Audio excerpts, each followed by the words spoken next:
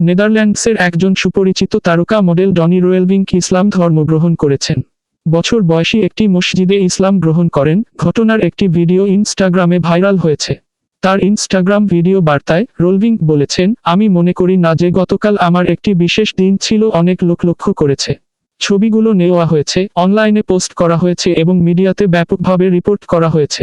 এটি প্রত্যাশিত ছিল যখন আমি একটি বড় দলের উপস্থিতিতে এটি করি।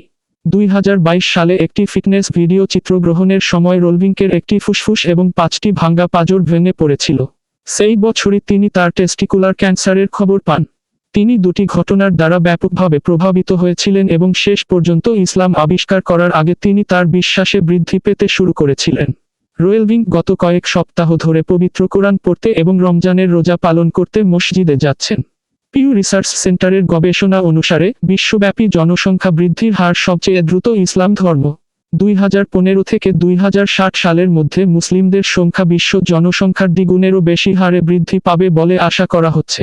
বর্তমানে তিনি সংযুক্ত আরব আমিরাতে রয়েছেন, যেখানে তিনি অনেক মসজিদ পরিদর্শন করেছেন এবং একটি মসজিদে পুরো রমজান মাসটি নিবিড়ভাবে পর্যবেক্ষণ করেছেন এবং অবশেষে তিনি ইসলাম গ্রহণ করেছেন।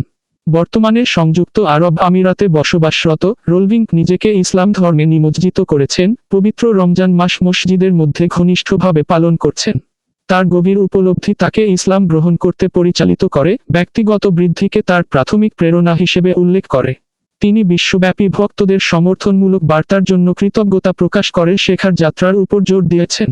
এগুলি দুর্দান্ত বার্তা এবং আমি এর জন্য আপনাকে ধন্যবাদ জানাতে চাই। আমি মনে করি না যে আমি এখনও সেই অবস্থানে আছি।